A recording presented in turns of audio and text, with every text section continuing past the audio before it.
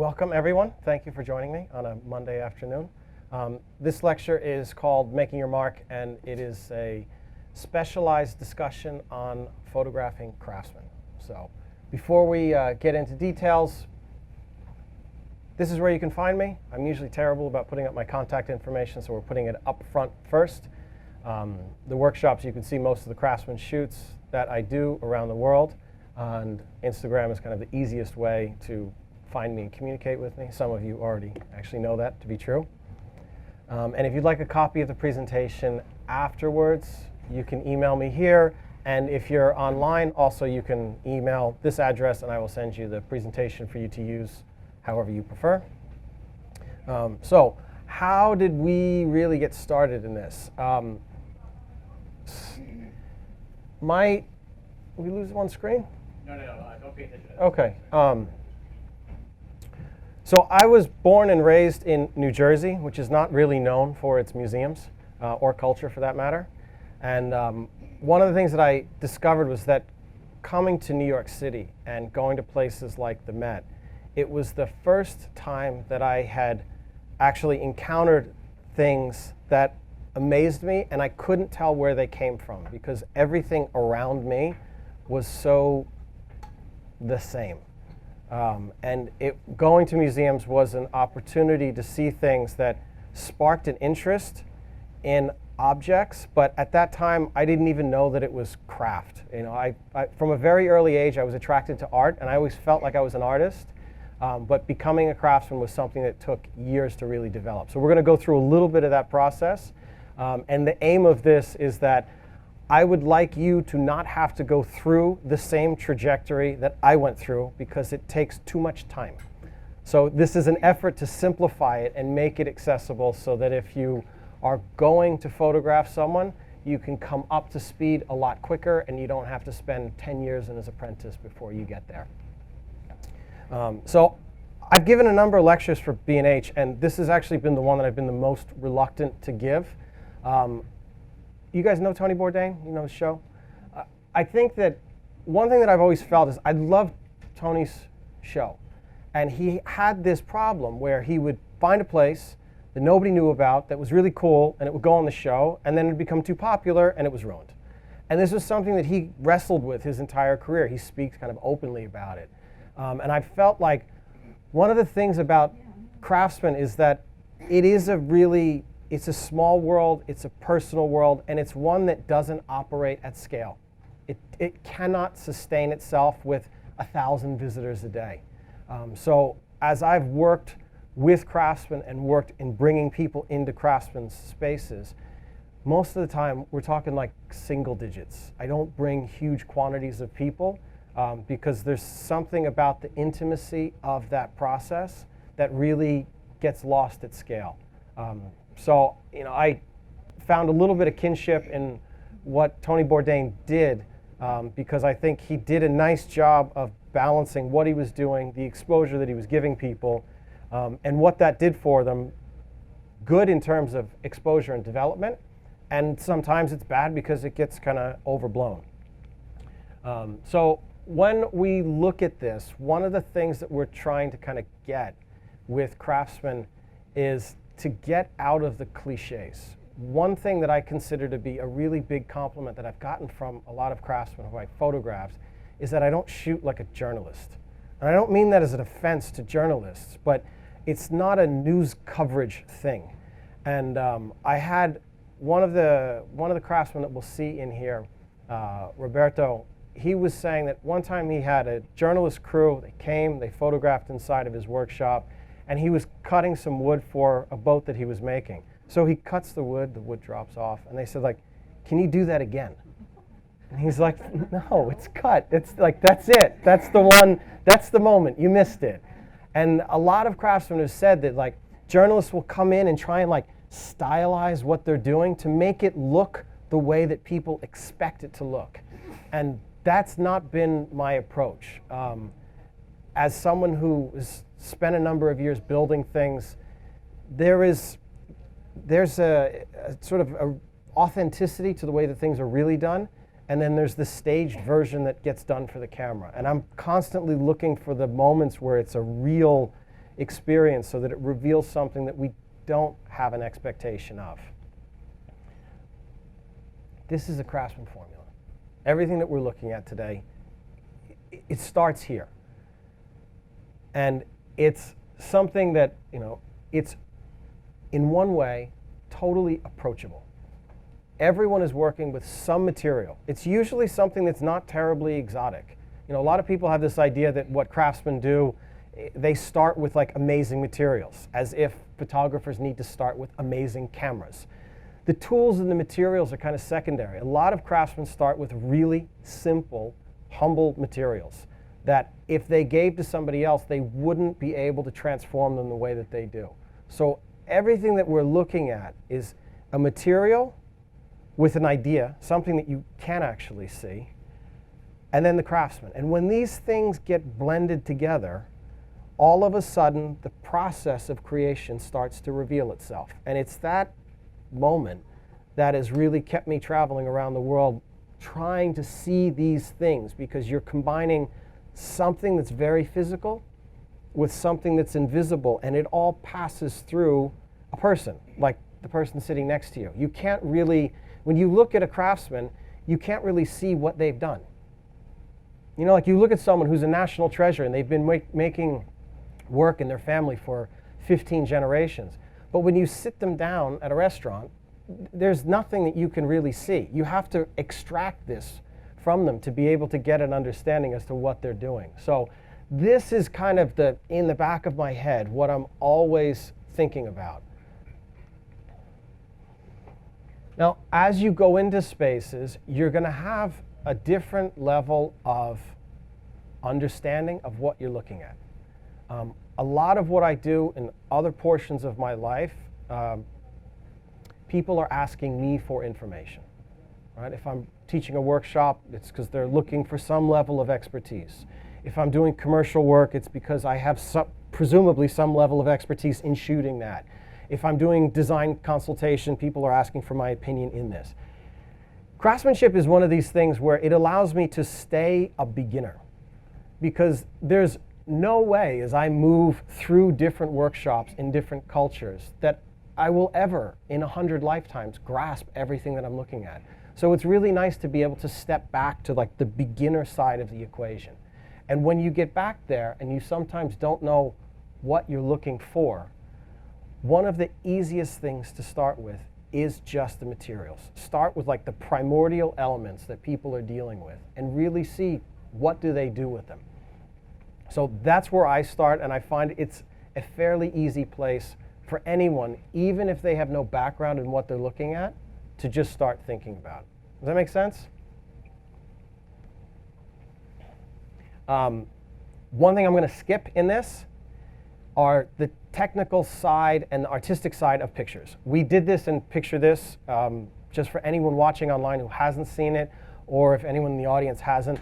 There are a bunch of questions about the artistic side of forming pictures, lighting, composition. It's essential for this, but I'm going to assume that you've already watched this. It's kind of a groundwork that when people come on workshops, I recommend that they do this to get these fundamentals out of the way. It shouldn't take you a long time, but it's easier if you're picture taking, the technical side and the artistic side, that you have a good handle on it, because then you can be more responsive when you're actually shooting. Seem fair enough? So my background, just before we get into it, I know some of you I recognize, so you might have a sense as to where I'm coming from. Others maybe not. I have sort of a multi-pronged approach to making things. I've always struggled to figure out how to word it exactly. I think a maker doesn't really make, it doesn't, I don't know, it never fully made sense for me. A creator sounds way too biblical and a little too pretentious. An artist doesn't ever really capture sort of the physical building side, but my background's in art, construction, meditation in a few different capacities, and workshops. So I'm trained as a fine artist. This is a painting I recently finished. So if I'm in New York, I'm usually in the studio painting or drawing. And the painting informs the photography and vice versa. So this starts from a photograph that I take, and then I do drawing and manipulation, and then it ends up as an oil painting. So it's a whole connected process. Construction, when I finished art school, I was never going to be a very good waiter, so I decided to get into building. And I did high-end residential construction on-site fully for about a decade. And I was doing art on the side and building. So this is a project I actually built that's up on Central Park West, that way from here.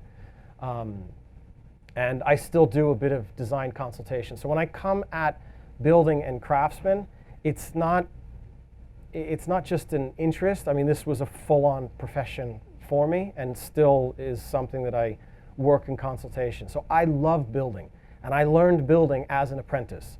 And one of the things that came from that was that there was a bunch of stuff that I learned that wasn't in books. It just doesn't exist. You can't find it. It was a one-to-one relationship that I had with a builder that taught me, I mean, more of the things that I know than things that I could have learned in school or anything else. So I have a really kind of profound appreciation for that, and I'm happy to see the master apprentice system in various forms starting to like regain popularity around the world. And it's something that as a learning process, I'd encourage all of you to like just dip a toe in the water and see how it goes, because it applies, I think, for a lot of photographers. Meditation, this is not just so that I maintain some level of calm. I think the value of meditation and that I've learned through Zen Buddhism, through some South Indian meditation practices and some work with Native American shaman, is to understand a philosophical approach to things in a way that is accessible, and that you can't learn in books. You have to actually do it. You can't like study it only. It's a very like, there's a bit of a theory, but you actually have to practice it. And it's that bit where you can go from like understanding an idea to physically doing it as an exercise. In that crossover, that's the point where I think things start to get really interesting, because you cannot be a passive observer. You can't just like look into the world. You actually have to do it. It doesn't let you tourist your way in. It's something that takes some time and some commitment, but it's also something that anyone can do. There are no qualifications that you need to do this. The workshops were kind of the last bit that I did. People started asking if they could come to photo shoots, which initially was a little weird. It kind of felt like someone saying, "Can I come to your office?" And take your daughter to work day. I don't know, the whole thing just didn't really make any sense. It took a little time to figure out how to bring people into spaces. And like I said before, like they're usually sort of small-ish groups, because I don't think that it's not scalable. There is a very personal element to craftsmanship that we're going to look at, and it's something that it works very well on an individual level. So this is the breakdown, sort of the table of contents of what we're going to do today. And this should give you a framework for a way to approach craftsmen. There are more things that are involved in this, and it could go on, but I just figured, like, for right now, how many people have photographed inside of a craftsman studio? So about a third of you. Great. So this way, I've used this in different countries, and it works sort of cross-culturally. I find that craftsmanship has its own culture kind of unto itself, and there are commonalities from country to country. So this approach will work pretty well as a baseline for you going into places or extending shoots that you've already done. So why take pictures of craftsmen? I think there's a very reciprocal relationship in what you're doing as photographers. I know a number of you are in the portfolio development program here at B&H, so you're developing your own work. And it's really nice when the work you shoot helps you develop your stuff. And there is a real relationship that exists between craftsmen in what they're doing and the fact that they have often generations of information that they can tap into, and then the work that you're doing, which may only be a few years old. So it's something that you can kind of learn along the way. So here's how I think about it. When I've gone into craftsmen's workshops, one of the things that really stands out is how a lot of the material, like I mentioned, is really ordinary. You know, like the picture on the left-hand side, this is Sahiaki. They're ceramic makers in Uji, Japan. And they're down on the river. They're Yusuke, whose hands you're looking at, you saw his face a few photos ago. He's the 16th generation. So they've been there for a while. They kind of specialize in tea ceremony ceramics, but they've branched out into doing a number of different types of ceramics, all for Japanese culture. But when you look inside the workshop space, it's an industrial space. I mean, they could make car tires or hubcaps. I mean, just from looking around, there is something that starts out that's so much like everything else. But the ability, I think, for craftsmen to take everyday things and turn them into something that is really extraordinary is something that I hear photography students say they want to do all the time. Everybody says they want to find the beauty in everyday things. That's this. That's taking something that like is accessible daily to people and trying to elevate it somehow, trying to get someone to look at it, look at your picture and feel another reason to look at it. So I think as you're shooting craftsmen, it's something that you can look at how they deal with it and see how they make that transformation. This second thing that they do is, when I went to Japan for the first time, one of the questions that I really had, I think coming from American culture, which is so new in a lot of ways, was how do you make something that lasts? How do you actually design something that's supposed to last longer than you are? Like Europe seemed to have a handle on it, Asia had a handle on it, you know, old ruins in South America, like people got it, but it didn't feel like a very American thing. It wasn't an idea that I grew up with. Like we didn't grow up with family heirlooms that were 1,000 years old. You know, the block that I lived on was made in the 50s. Like everything was really, really new. And I've been impressed by how, you know, starting with some of the Japanese craftsmen, they think really long term. I mean, at a fairly inconceivable product development level. I don't think that like most of the companies that are even like out here are thinking on a 200-year timetable. I mean, on the left-hand side, does anybody know what that is? What those blocks are? Yeah, it's clay out of the Uji River. So Yusuke's great-grandfather pulled those out 150 years ago, and that's what they're still using today. So he had like kind of the foresight to take the material out before the chemical composition had kind of the introduction of industrial production, which they say has changed the quality of the clay. On the other side is one of his friends, Takayagi runs a company called Kaikado, and they make tea caddies. So these were the first like airtight containers for tea ceremony. And what you're looking at is that they make them in primarily 3 different materials: brass, tin, and copper. And I don't know if you can see the print, but the brass one, the new one on the left, goes all the way from 5 years out to 30 years. The tin goes out to 45 years. And I've seen copper that he has that are over 100 years old. And the idea that something gets better with age is something that I find is really counter to what I see in a lot of design and art. Everything that's like very new, it's very now, and it doesn't age well.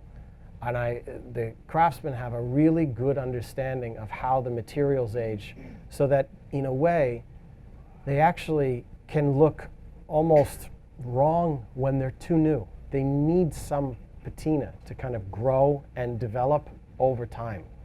And I think that with digital, like digital's made everything like where you want it like crisp and new and shiny, and as it degrades, it starts to look worse. So one of the metrics that I'll use for a design object is that it has to get better as it gets older, which is the same we do for people, right?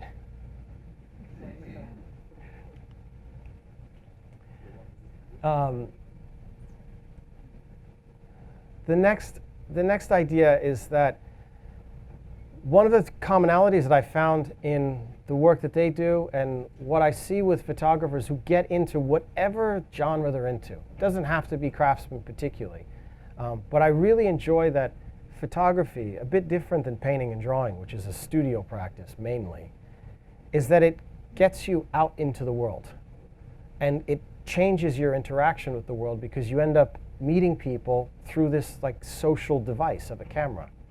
And having watched the Craftsman grow and develop, this is a new space that Asahiyaki's built for themselves down on the river.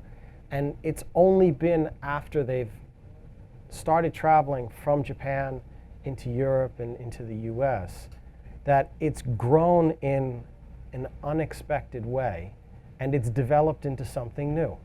And I think the moments that those can happen, it's really some of the most exciting parts about photography, for me at least. And I think for the people I've gone with, they've like been in places and thought like, I never thought I'd make it here. I never thought this would happen. I never thought I'd see it. And then when they see their work travel also, they're equally amazed at like how far it can actually reach. And it's a really rewarding experience that isn't limited to just professionals. I mean, I think everybody can do it. I've had people who've traveled with me who are not professionals, and their work's ended up in magazines and galleries. They've seen it in advertisements. And the reward of that process is something that just requires you kind of stepping out of what you're normally doing and kind of opening up into another world. So these are all like lessons that the craftsmen have kind of shown me and that I've been able to see in their work as it's grown. Does that all make sense? We'll have questions sort of at the end. So hopefully there are more questions towards the latter half so you don't forget them from the beginning. So before you start shooting, what I would recommend is that you have some baseline for what you're looking at. It's nice to go in with the open first impression, but first impressions are overrated. I think first impressions for photography are like first impressions with people. Getting to know people happens over time.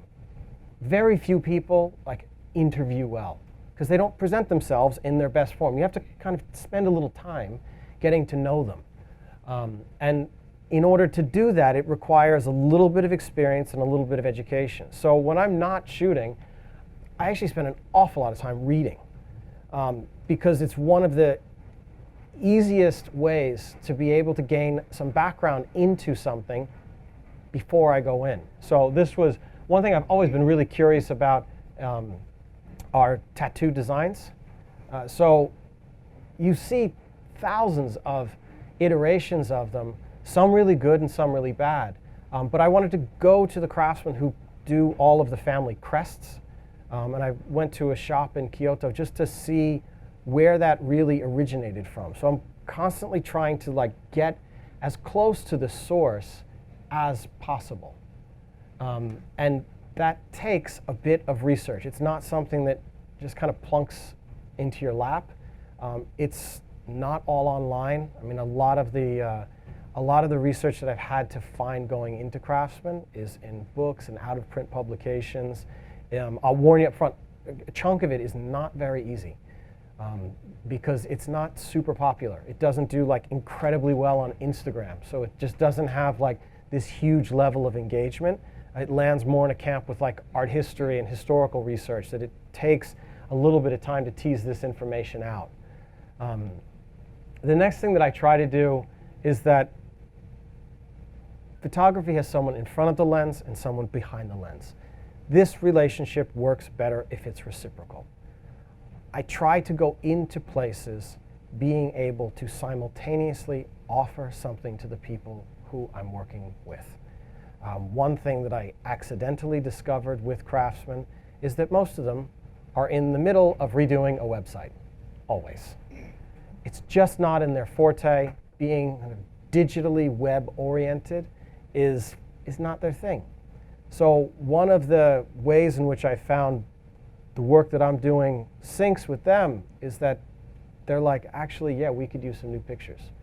And it's helpful because in a lot of ways it gets them excited. And if you have an excited subject, you usually have a more willing subject. So what I try to avoid is, again, doing like the tour thing where people like, they get off, they take a picture, a bunch of shots, and they turn around and leave and they never come back.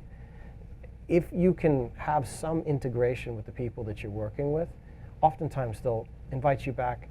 They'll take you to see things that otherwise you wouldn't have had any access to.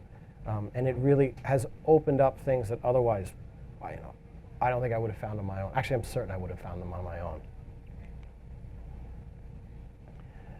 The next bit, this is Shuji Nakagawa. He's a woodworker up in Biwa Lake outside of Kyoto. And one of the things that Shuji and I share in common is that our degrees are in sculpture. So our work is not explicitly in the degreed direction of our university education. And we found that as a nice common ground between the two of us. For him, what it's allowed him to do is to make his woodwork, which is now like his family tradition would have been rice buckets. And that's a very like crafty kind of thing that he didn't want to be pigeonholed in. He wanted to expand. He wanted to make furniture. He wanted to make sculptural installations. So what he did was he applied his sculptural background to the work that he's doing. And one thing that I see from a lot of people who I work with is that, like everyone in this audience, like nobody's kids. Like no one's 10. You know, everyone has some sort of life experience. You have some profession. You have something else that can inform the work that you do. And it's something that you would like to bring into it. You don't want to just like keep it at a distance. You know, Shuji kind of battled a little bit with not being a fine artist, you know, not doing gallery work. And it was a wrestle that he and I have chatted about because it is on two different continents, completely divided. We had very similar ideas about the development of what we were doing and how it informed our work. So it eventually leads to a valuable, I think, different approach in doing things.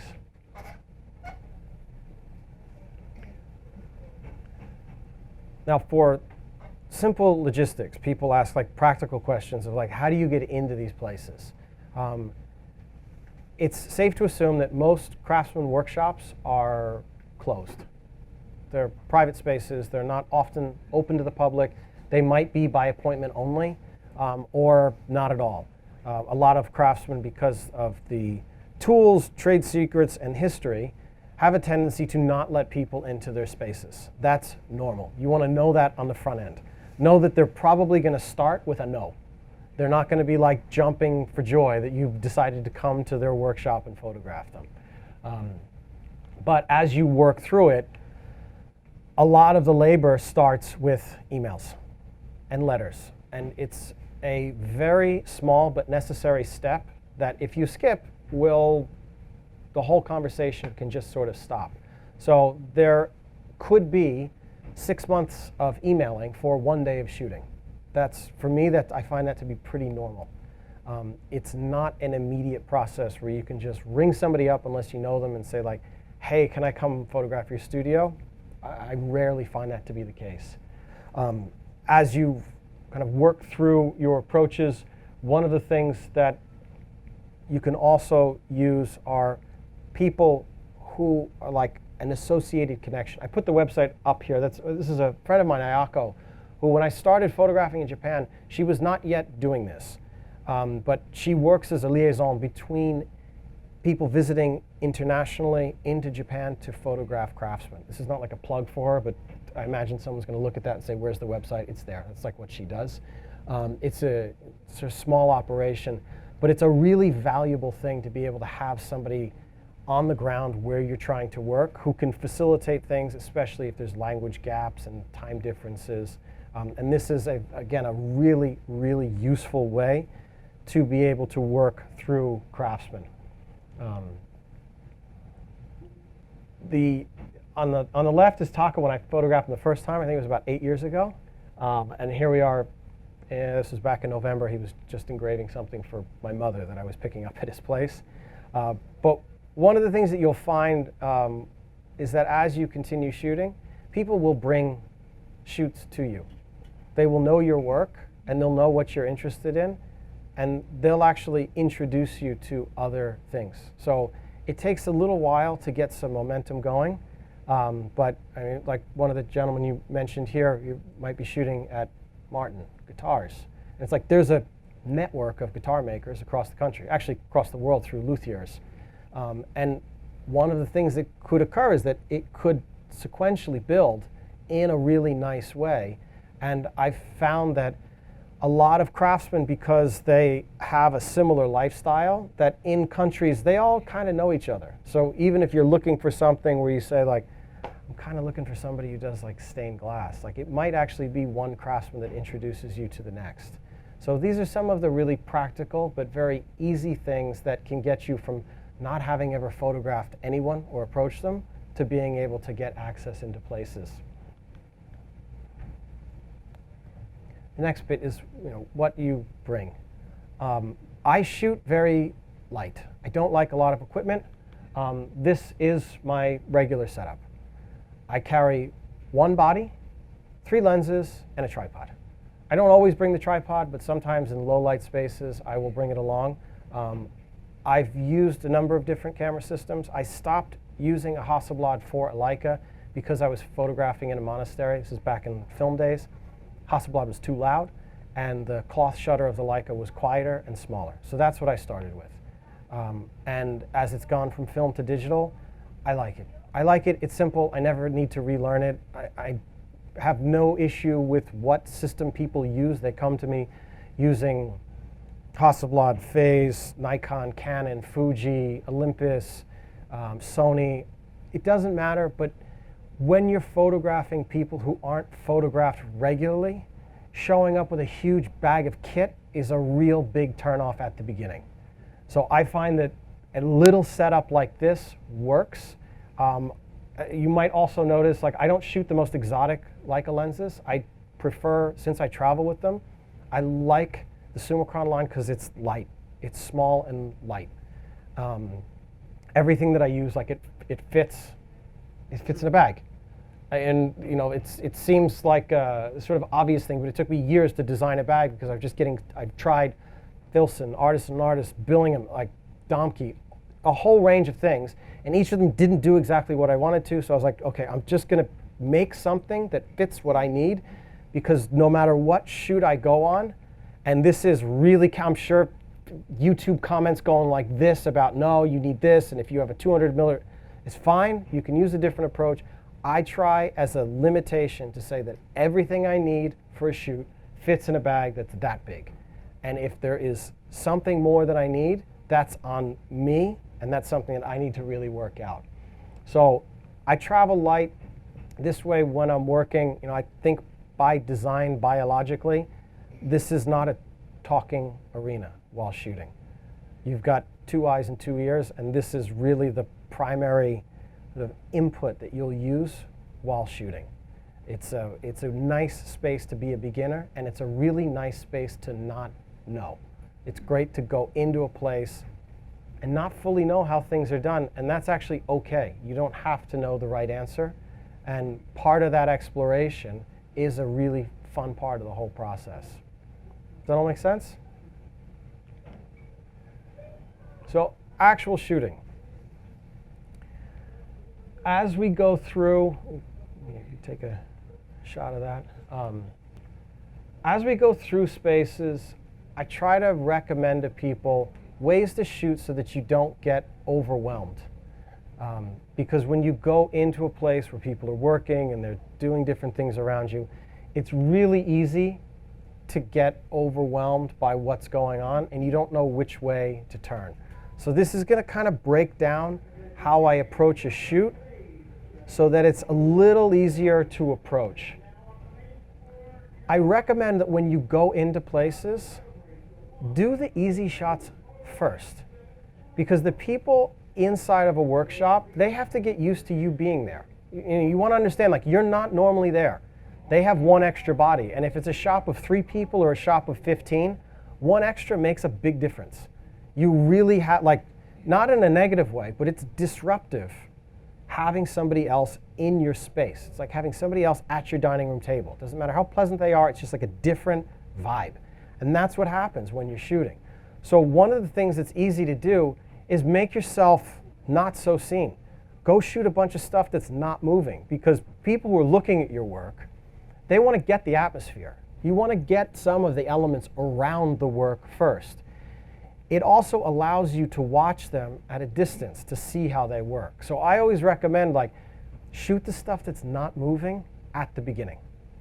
It's just easier. And then the people who are there will tend to kind of forget about you over time, and it makes your shooting simpler.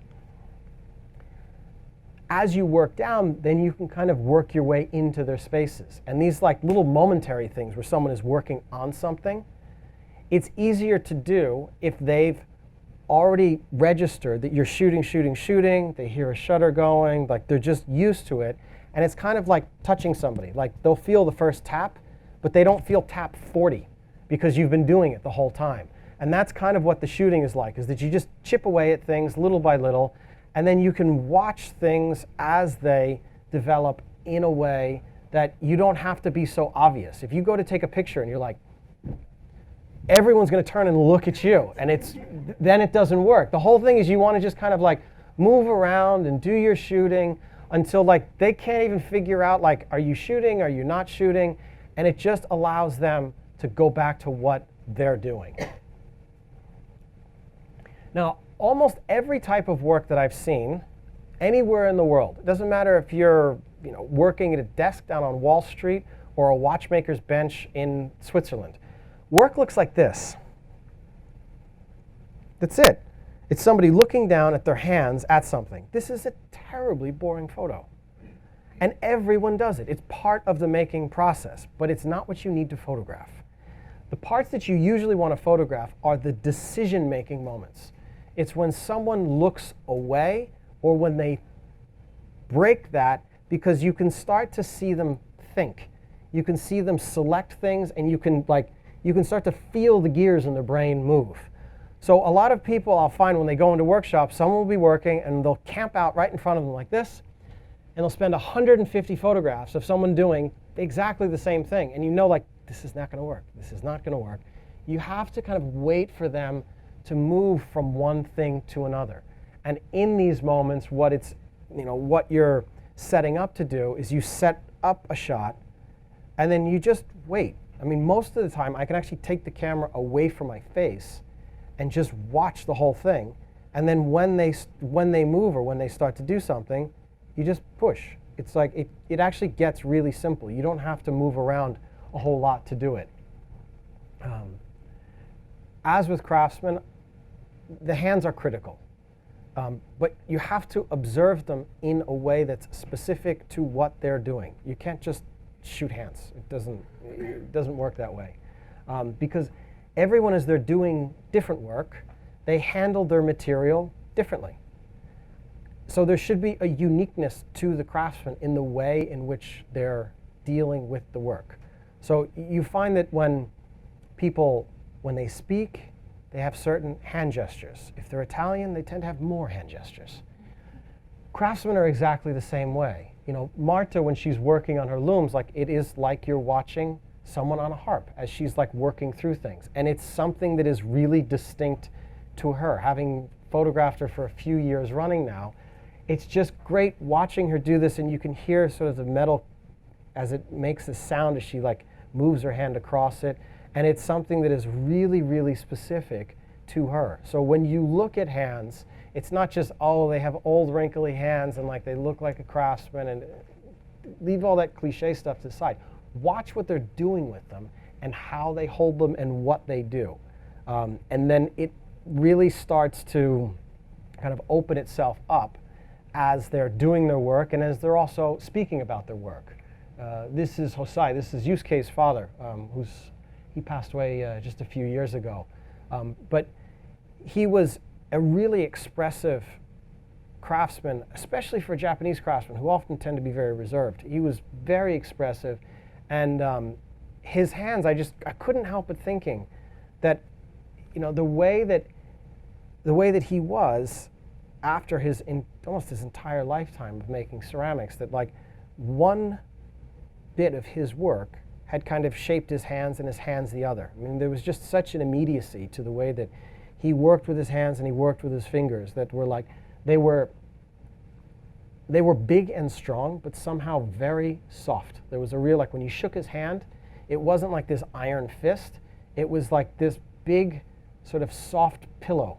And when you would look at the ceramics that he would make, they would have like these really strong gestures to them, but on the other hand, there would be these little touches. And one thing that really struck me as he was showing me some of the work of his father and his grandfather was that they have some pieces where when they dipped the ceramics in the glaze, they actually left the finger marks.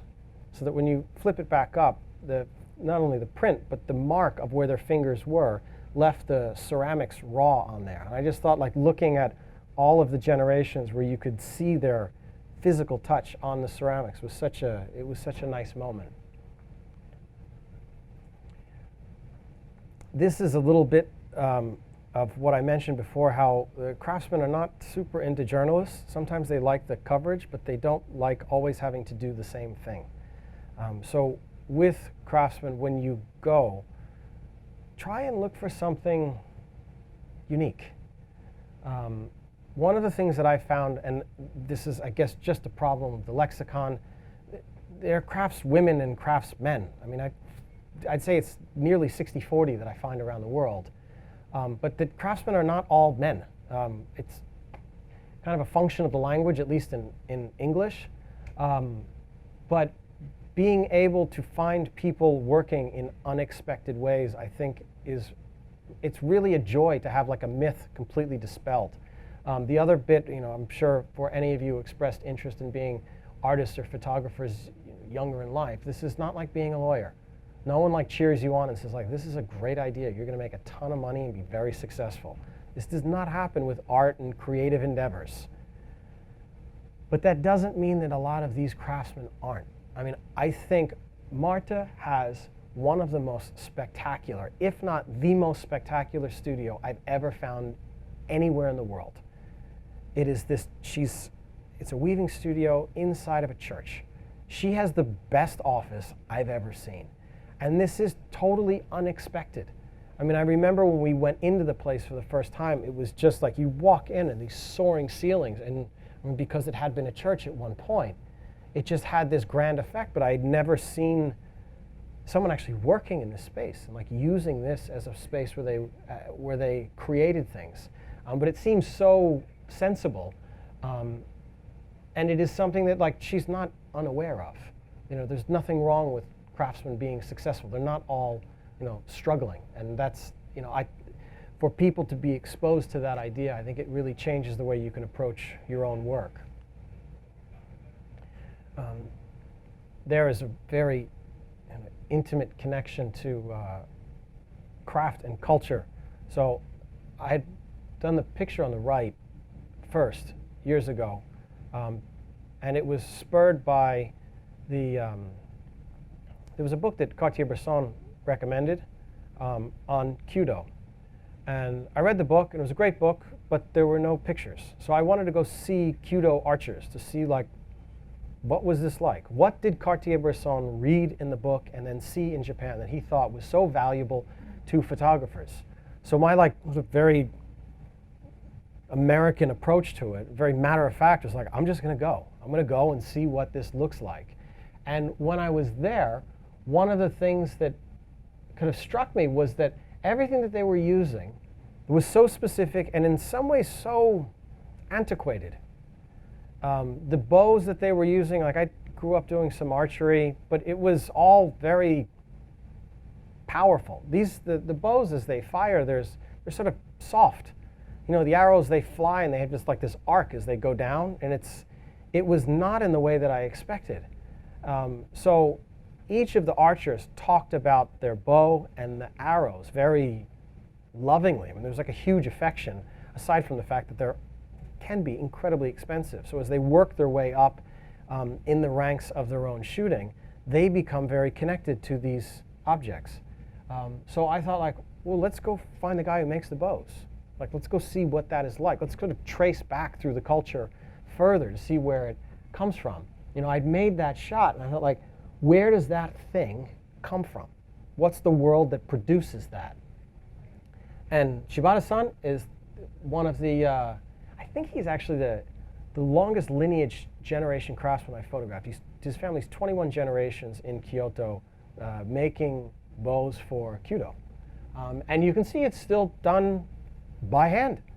They use a little bit of fire and steam to bend it, But it was cool to go back in, into the objects and into the space to see like how everything was connected from one to the other. And it's something that I find the way that journalism media is set up, it's like very one shot. It's like you get one picture, you get one story. Like doing these longer stories, like I've always really admired the way that journalists will do things over time, but seeing that media doesn't really allow that to happen. It's just not a well-rated method of doing picture stories. So it's something that you kind of have to do off to the side. But as you photograph craftsmen, really like consider as you move back, where do those materials come from? Where are the tools? Who makes those? And how does like one inform the other? The cliches. So I just looked up Blacksmith Sakai. When you look up blacksmiths, you get these glowing orange rods. Right? This is the sort of journalist thing, like everybody does exactly the same thing. And as a consequence, it all looks exactly the same. So my first challenge when I photographed a blacksmith in Sakai Yasuhiro was that I was going to do it black and white. Just immediately, just to be to the left of this and just avoid this altogether, I was just going to do it in black and white. That was going to be sort of the get-go. And if you're going to photograph something, try it on Google. Just see like what's out there. Go see what it looks like in a certain space, and don't make the first 20 pictures that Google kicks up. There's no reason to do it. It's already done. And for the most part, it's going to meet the expectations that people have about the work, which if someone thinks they know the end of your story, they stop listening. So there's got to be something kind of unexpected. Over time, I eventually worked back to photographing in color with Yasuhiro, but I'd actually go out of my way just like not to really show the process. This is not like how things are made on the Learning Channel. This is not a didactic process. I'm not teaching you how to make a knife or a pair of scissors, but to really understand like the atmosphere and the world that he lives in, because it's a weird world. He has this weird little workshop, and it is a strange atmosphere that feels like it's out of some, it could have been like a Jim Henson production in like the 1980s. Like it's just this weird mythical little world that he operates in, that when I see other people cover him, all they're interested in is just the objects. It's like just the cliche, the big booming shot when he hits down on the metal and the sparks fly. Like, it happens. You do it, and it can be part of the process, but it doesn't need to be the central focus. Another thing that they won't show is they often won't show the apprentice. They won't show like the other person in the shop. They tend to focus on, Yasuhiro's a national treasure, so of course there would be a focus on him. But these traditions can only exist because they're passed down from one generation to the other. And everyone, when they started out, they were all crap. That's how every apprentice starts. They're worthless. They do garbage, they do sweeping, they become professional toilet cleaners because they're not really good at anything. And that's normal. A lot of people I find, like when they come into photography, they're really frustrated because they're not good right out of the bat. And I think when you can see this world, like Jiro dreams of sushi, and you're making rice for 10 years before you're allowed to touch anything else, you start to gain an appreciation for like, okay, I don't have to be great after like year one. And it's not always the way that people picture it. Having a French apprentice in Japan, like this is not typical. You wouldn't have found this 100 years ago. This is his world.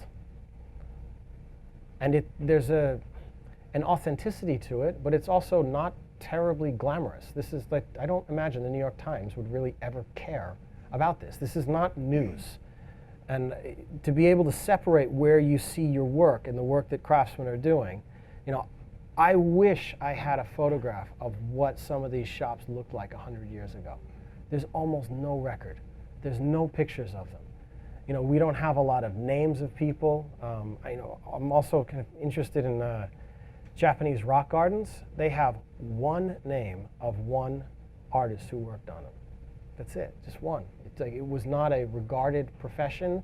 It was usually the name that was canonized was the person who commissioned it, not the person who actually built it. And to me, going back to the museum thing, like I would look at something and be like, how do you do that? Like, who's the person whose hands like shaped that thing? I want to know. You know, so some of these pictures, which are admittedly quieter, these are not like show-stopping pictures. They really, for me, they concretize a moment of being in an atmosphere that to me is unlike anything else I've ever found. When you visit Craftsman, also take into consideration the things around them. You know, look at the world that built them. This is, you know, nearby where Marta's studio is, in Umbria, and there is a real connection between the place where something comes from and the way in which it gets made. And I see a lot of photo series projects that like they just focus on the highlight and they don't actually get you there. You just show up at this like, this was the award-winning picture, and it's like, where does it fit like in context? So as you shoot Craftsman, you know, really take into consideration the world around them and also ask them, like, what are the places around them that they find inspiring? You know, if they find a place that they go to for refuge, or they go to to kind of unstuck their head and, you know, move into a space where they're working on something and like they can't quite figure it out, like where do they go? What does that place look like? Because that is part of the creative process that I often think gets missed.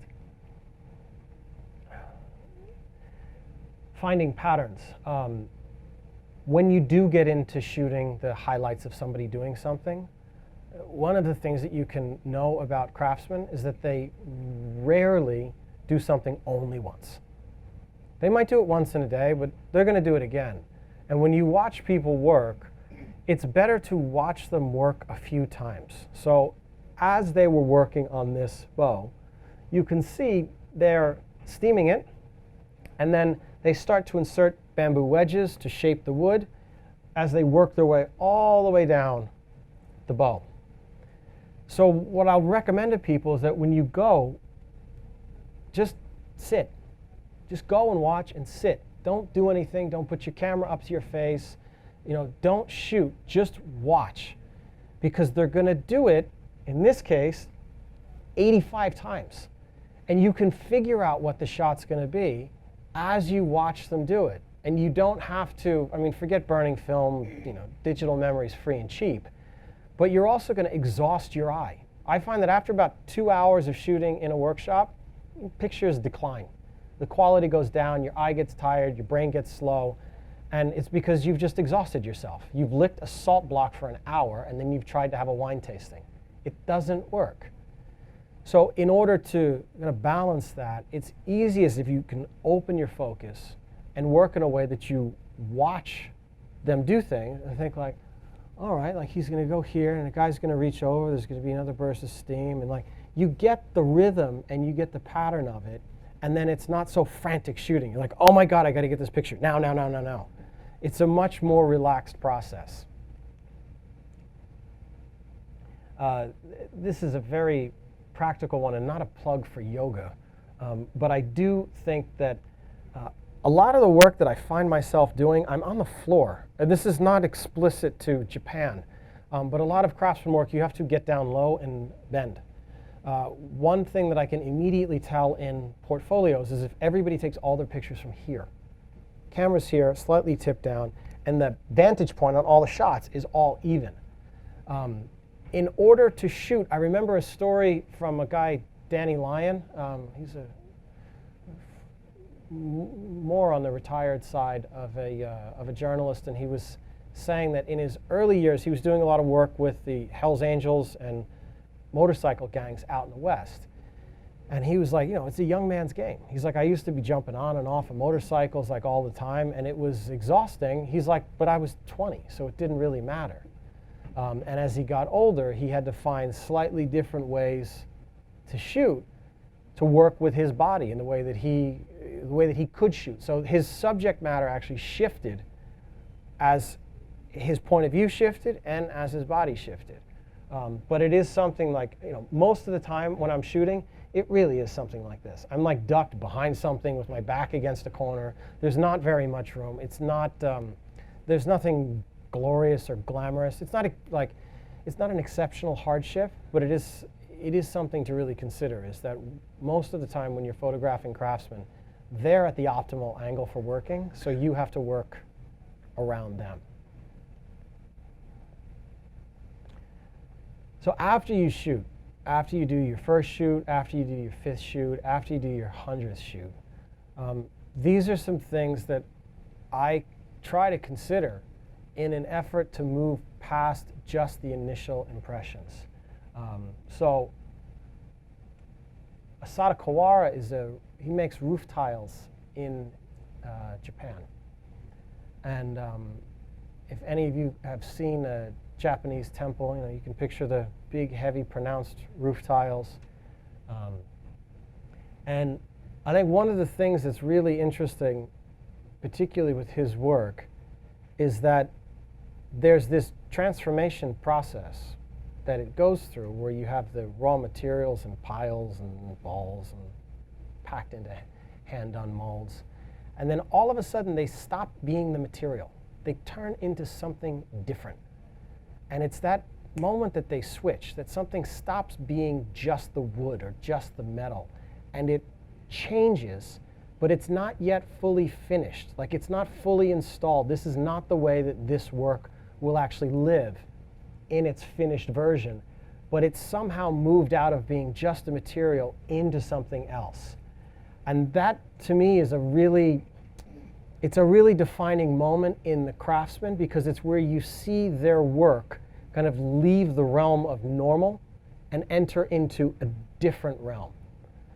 And there is something, I really love the Japanese philosophy behind wabi-sabi and how it will deal with something that is incomplete.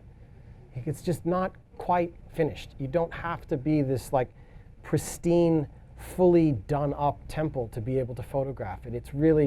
It's just like almost like the sketch that you'll find in a museum where you get enough of the intention of the artist to see what they were doing without needing to see the whole finished painting. And it's really I think those moments when you can capture them reveal something about the craft that is distinct to it without getting overwhelmed with how sort of amazing and magnificent it all is.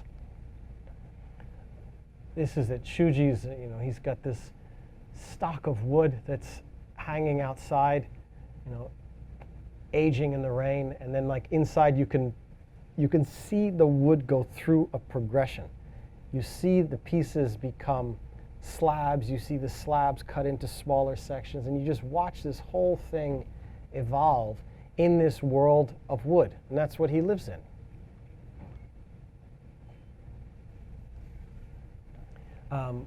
When we're looking at these things, these were Sasuke's, these are templates. So these aren't the finished knives. These are the family templates that they'll use for the shape of them. So they're 5 generations old. And I kind of love the idea that when you look at these things, like you're not looking at the knives themselves. You're looking at like the DNA of the knife before it happens, and how many knives these things have shaped, though they are not knives themselves. It's really like, it is like unpacking like the human DNA, where you can see where everything comes from.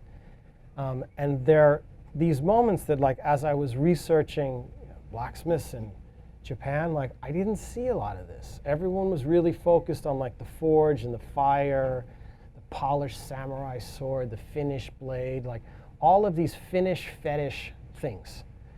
And I found that when you can go into the space and really see like what's actually there and how they approach it, the interesting thing to the craftsman is often these things, because the templates take a long time to iron out.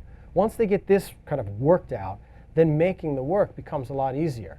But if you were to start anything, like you know from like your own photography, as you've learned your own like workflow, in the beginning, how clunky was it? You got to figure out like, well, what am I doing? You end up wasting like a huge amount of energy trying to arrive at a solution that is distinctly like yours. So it's like it's your signature look.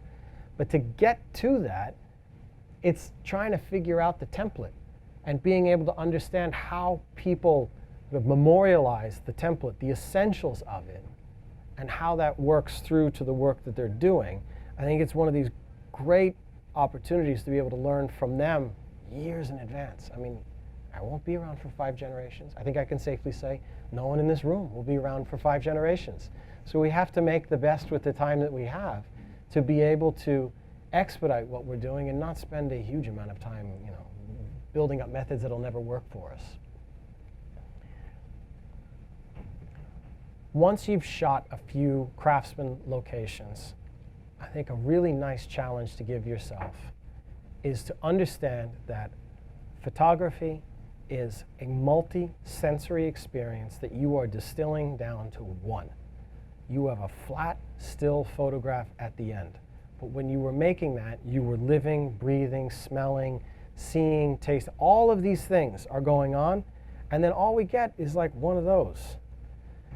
So if you can find ways in which, when you're working with somebody like a luthier, if you can start to see the sound, you see them as they're planing down the bodies. I remember there was a German luthier that I was photographing in Berlin, and as they were planing down the panels of the wood to go on the backs of the violin, the way that they would tap them, and that you could hear the acoustics of it when it finally got to a thin enough point. And I think these challenges are in the beginning, you'll first figure out how to shoot Craftsman. And after 5 or 10 of them, you'll get a rhythm for it. I've never seen anyone who put their mind to it and wasn't able to do it. That part is not actually that hard. You need a bit of a framework and a little bit of time, and it's totally doable. But being able to get to the other senses and being able to get a sense of touch into something visual or a sense of smell into something visual, this is something that takes a lot more time to develop. This I thought was a really interesting evolution that Shuji Nakagawa had done as they had moved from the logs to the aging wood, right? So they cut it up and dry it and they age it outside, changes the color of the wood. And then the shavings that they use all the way on the left, one of the things that he started doing, because he'll work with Japanese cypress, hinoki, and the wood has such an incredible smell that he'll do demos or presentations or events, and they'll actually put the chips into water, and it will flavor the water, and you can actually taste the wood. It has this sort of sweetish, it's a sweet woody flavor. But it's nice because you actually, in a lot of ways, you ingest the water that's in the wood. You ingest this living organism, and you get a completely rounded experience from it, because it's what he's trying to do is to pass that experience that he has living inside of the workshop with it every day. It's the air he breathes, it's the water that he drinks. And he's trying to get it into you in some way and get someone to have a level of appreciation that otherwise you wouldn't have. So unfortunately, I don't have any wood chips here. We won't be having any samples of hinoki cypress, but if you do go visit his shop, he'll be happy to treat you. This was one of his apprentices. You can see the shavings coming off of it, and the room was just filled with this incredible perfume of it. And in the absence of power tools and everything being hand tools, you could just you could take it all in, and there was nothing but the wood inside of the space. So the closing piece of information that I could recommend to you is don't do it just once. A lot of the pictures, this was not a portfolio presentation of all of the highlights that I've ever done. It's a little bit more instructional, but you're looking at a skip around in time over the course of about 10 years. And it's taken multiple visits to be able to work out how everything pieces together. And some places reveal themselves very quickly. Other places take longer to reveal themselves. And now I'm getting to this very strange point where I'm having some of the older craftsmen who I photographed, José and Roberto, who have passed away. So they're not even here.